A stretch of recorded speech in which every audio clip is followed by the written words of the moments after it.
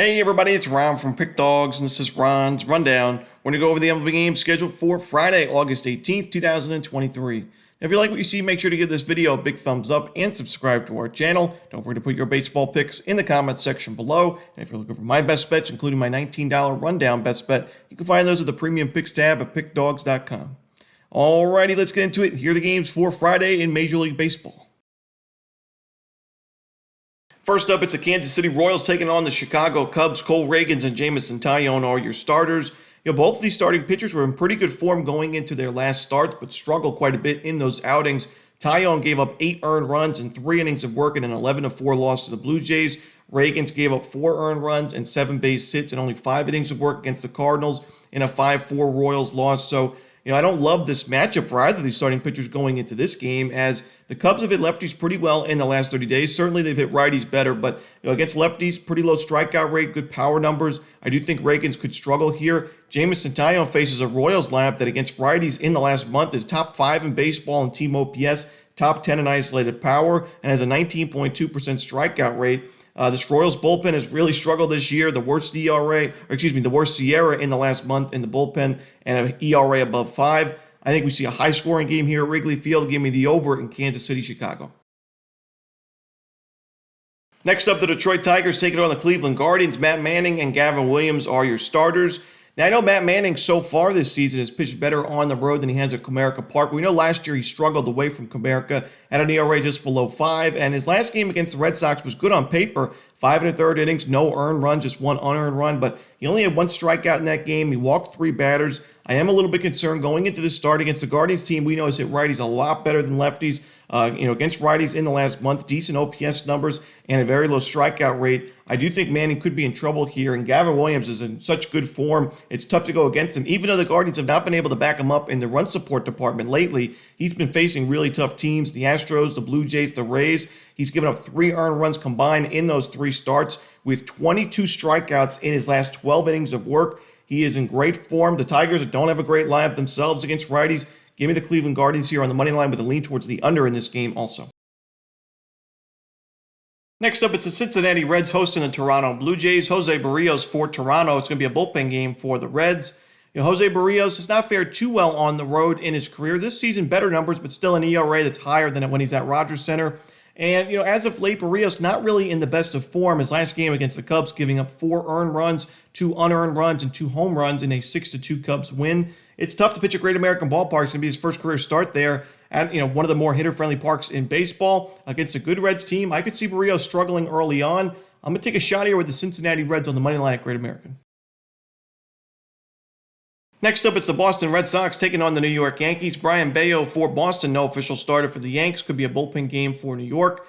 I don't love this game at all, a game I'll be staying away from. I just don't like the way the Yankees are playing right now in general. I also don't love the form that Brian Bayo is in on the mound in his last few games.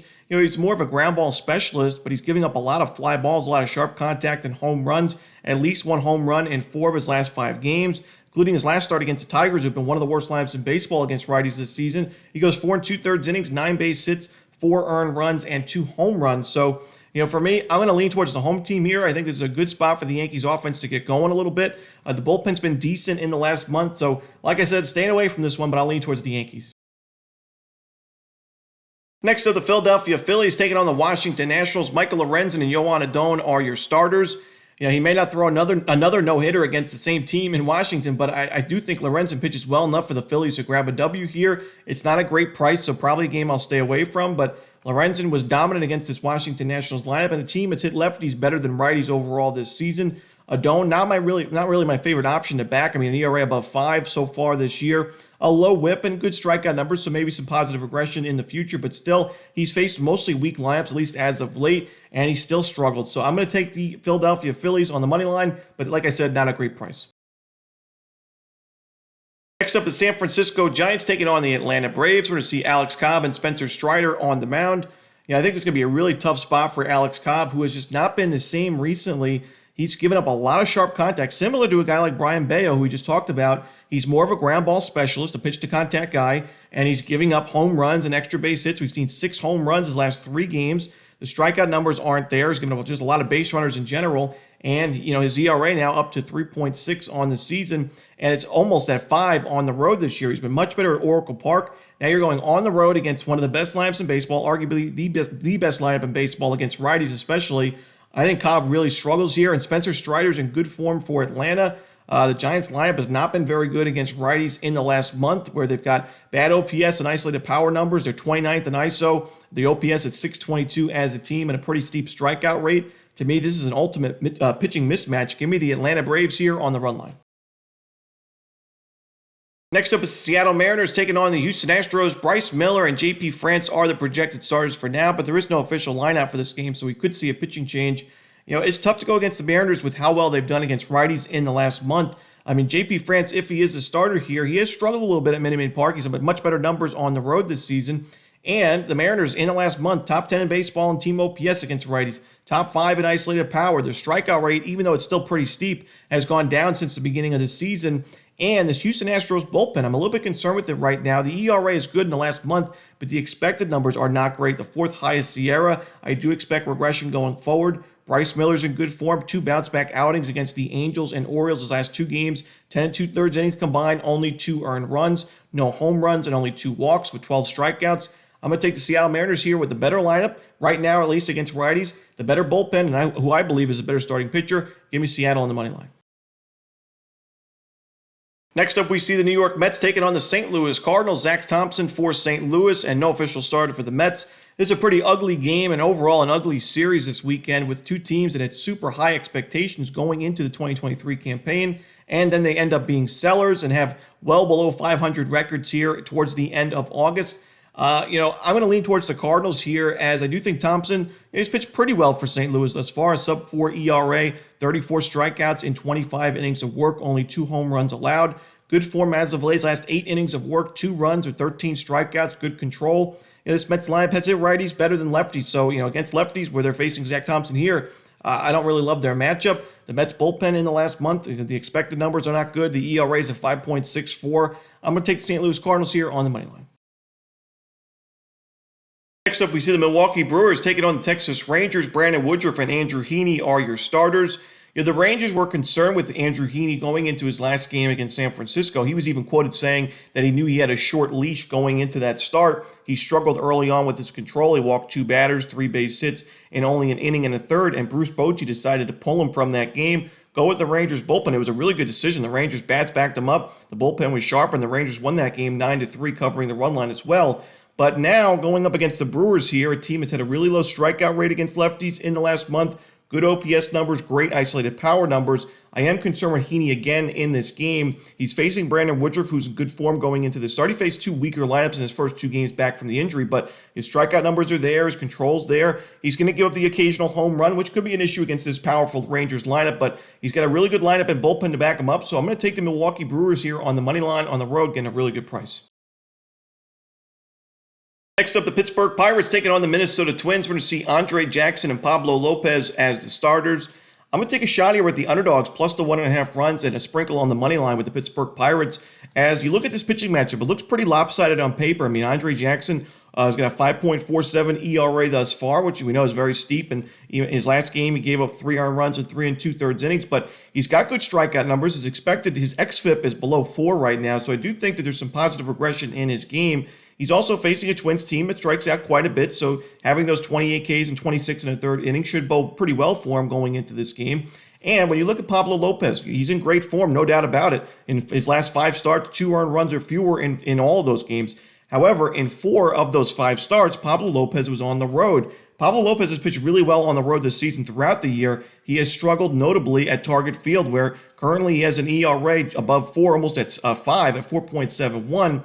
And, he saw his last start at home, he only gave up 2 runs, but 2 home runs in that game against the Seattle Mariners. The Twins lost that one in the end, 8-7. The Pirates have really improved their numbers against righties in the last month. Good power numbers, good team OPS numbers.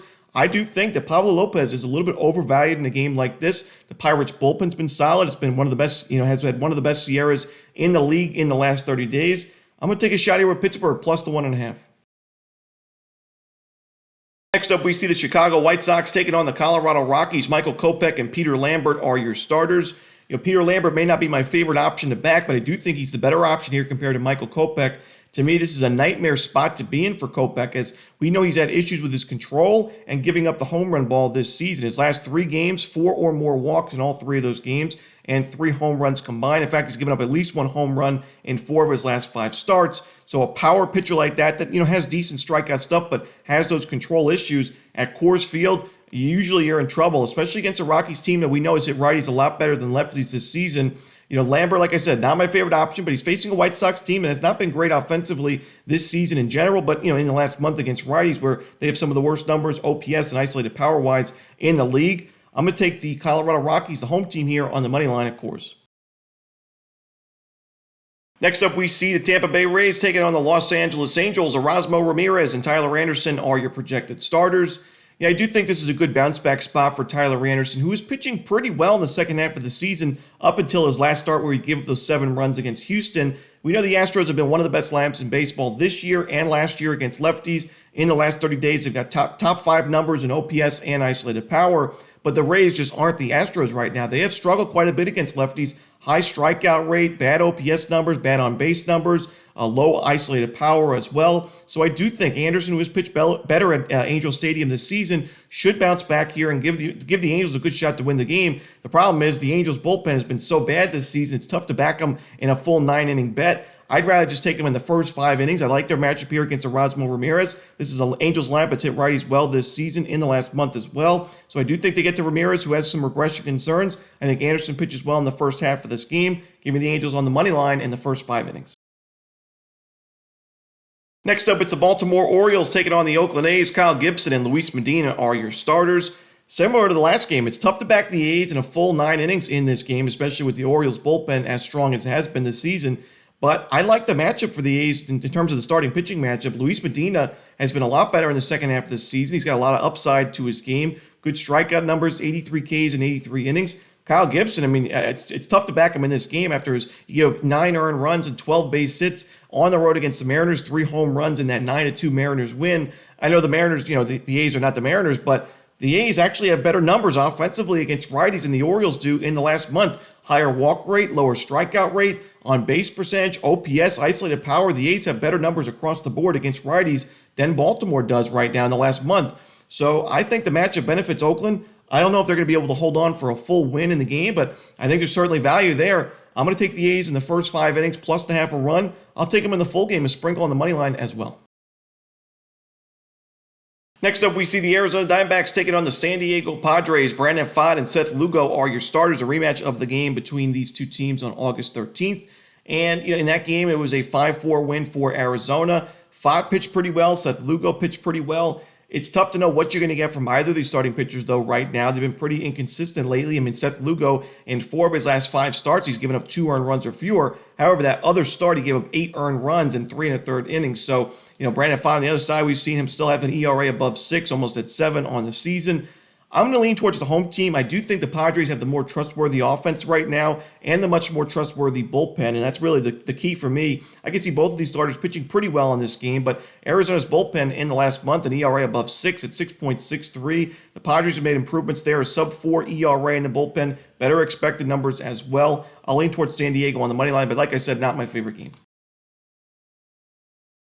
And your final game for Friday's card in Major League Baseball, the Miami Marlins and the Los Angeles Dodgers. So Tony Gonsolin and Sandy Alcantara are your projected starters in this one. Now, Tony Gonsolin's not my favorite starting pitcher to back. He's got some regression concerns to his game, not the best expected numbers. He has been a little bit better as of late, going deeper into ball games. His control's been better, and I do think he's a much better option in this one because Sandy Alcantara has just not been able to pitch at Dodger Stadium. We saw him get crushed there last year. He got crushed there the year before. In his career, Sandy Alcantara at Dodger Stadium in 10 innings of work, 24 base hits, 20 earned runs, 4 home runs, 6 walks, 12 strikeouts is not bad, but an 18 ERA, an 18.00 ERA, and an 0-2 record there in his 3 starts at Dodger Stadium. This Dodgers lineup is red hot against righties in the last month, number 3 in baseball and team OPS. They are, playing good baseball in general, the Dodgers are, especially at Dodger Stadium. I got to take the Dodgers here on the money line and sprinkle a little bit on the run line, laying those 1.5 runs as well. And that's it. Those are the games for Friday in baseball. Hope you enjoyed this video. If you did, don't forget to hit that like button and subscribe. Don't forget to put your baseball picks in the comments section below. Again, if you're looking for my best bets, you can find those at Pick Dawgz Premium. As always, this is Ron Romanelli. Good luck.